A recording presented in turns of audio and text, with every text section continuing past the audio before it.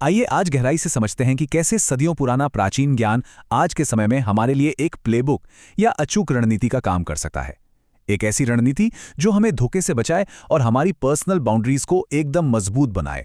अब एक बहुत ही बेसिक सवाल अक्सर उठता है ना, कि आखिर अच्छे और सीधे लोगों का ही सबसे ज्यादा फायदा क्यों उठाया जाता है। जटिल इरादों से भरी इस दुनिया में अक्सर जो लोग नेक नियत वाले होते हैं वे बड़ी आसानी से दूसरों की चालाकी का शिकार बन जाते हैं।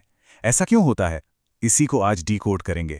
तो आज की इस चर्चा के मुख्य बिंदु कुछ इस तरह हैं। सबसे पहले हम देखेंगे अचार चोर का धोखा, फिर समझेंगे कि सादगी के साथ रणनीति क्यों जरूरी है। उसके बाद बात करेंगे समय, मन, भावनाओं और विश्वास की सीमाओं की, और अंत में बीज और मिट्टी के दिलचस्प सिद्धांत पर गौर करेंगे। चलिए अपने पहले हिस्से से शुरुआत करते हैं, अचार चोर का धोखा। कहानी शुरू होती है हिंगू नाम के एक व्यक्ति से। उसने सोचा कि वो बहुत चालाक है और उसने अपने कीमती हीरे एक अचार के जार में छिपाकर अपने पड़ोसी चूनालाल को सौंप दिए। उसे लगा कि उसकी योजना बिल्कुल परफेक्ट है, लेकिन 6 महीने बाद जब वो लंदन से लौटा तो जार से हीरे गायब थे। अब सोचिए, एक बिल्कुल सुरक्षित लगने वाला प्लान कैसे पूरी तरह से फेल हो गया। मामला जब दरबार में पहुंचा तो सबूतों की कमी के कारण केस लगभग खारिज होने ही वाला था। लेकिन तभी बीरबल की एंट्री होती है। उन्होंने एक बहुत ही गहरी बात कही कि सबूत का ना होना किसी घटना के ना होने का सबूत नहीं है। मतलब अगर सबूत नहीं दिख रहा तो इसका मतलब ये नहीं कि चोरी हुई ही नहीं। बस इसी एक विचार ने छिपे हुए सच को सामने लाने का रास्ता खोल दिया। और सच कैसे सामने आया? बाबा बावर्ची की मदद से। उन्होंने बस उस जार का अचार चखा और तुरंत बता दिया कि भाई ये अचार तो सिर्फ 1 महीने पुराना है। बस चोर का झूठ वहीं पकड़ा गया, क्योंकि जार तो पूरे 6 महीने पहले सौंपा गया था ना। टाइमलाइन की ये गड़बड़ी पल भर में सामने आ गई। तो इससे हम आते हैं अपने दूसरे भाग पर, सादगी के साथ रणनीति की आवश्यकता। देखिए, प्रकृति का एक बहुत ही कमाल का नियम है। जो पेड़ बिल्कुल सीधे और एकदम कठोर होते हैं ना, भयंकर तूफान आने पर सबसे पहले वही जड़ से उखड़ते हैं। इसके उलट जो पेड़ समय और तेज हवाओं के हिसाब से थोड़ा झुकना जानते हैं, वे बड़ी से बड़ी आपदा में भी टिके रहते हैं। यानी कि अत्यधिक सीधापन अक्सर हमारे अपने ही नुकसान का कारण बन सकता है। इसे ऐसे समझिए जैसे चुटकी भर नमक मक्खन को खराब नहीं करता, बल्कि उसे लंबे समय तक सुरक्षित रखता है। ठीक उसी तरह अपनी रक्षा करना या थोड़ा सतर्क रहना कोई भ्रष्टाचार नहीं है। एक सच्चे और अच्छे इंसान के लिए भी ये नमक यानी थोड़ी सी सावधानी बहुत बहुत जरूरी है। चलिए आगे बढ़ते हैं तीसरे हिस्से की तरफ, समय और उपलब्धता की सीमाएं। अब इस सावधानी को असल जिंदगी में कैसे लाएं? इसके लिए हमें कुछ उल्टे काम करने होंगे। उल्टे काम मतलब कुछ ऐसी विपरीत आदतें जो सामान्य सामाजिक अपेक्षाओं को तोड़ती हैं। शुरुआत में ये चीज़ें थोड़ी अजीब या असुविधाजनक लग सकती हैं, लेकिन अपनी पर्सनल बाउंड्री बनाने और लोगों को फ़ायदा उठाने से रोकने के लिए ये बिल्कुल ज़रूरी हैं। और इसकी शुरुआत होती है हमारे समय से।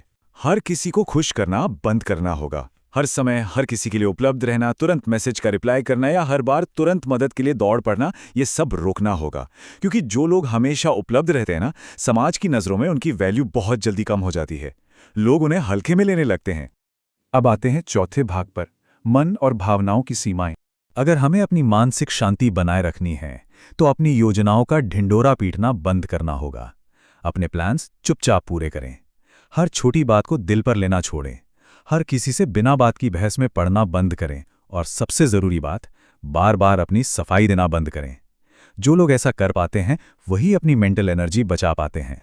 प्राचीन ज्ञान भी यही कहता है कि शब्दों का प्रभाव हमारे कर्मों से हमेशा कम ही होता है। जब आपके कर्म मजबूत होते हैं तो आपको किसी भी सफाई की कोई ज़रूरत नहीं होती। बार बार खुद को सही साबित करने की कोशिश करना असल में कमजोरी दिखाता है। इसके बजाय शांत रहिए और अपने नतीजों को बोलने दीजिए। इससे आपका सम्मान अपने आप बढ़ेगा।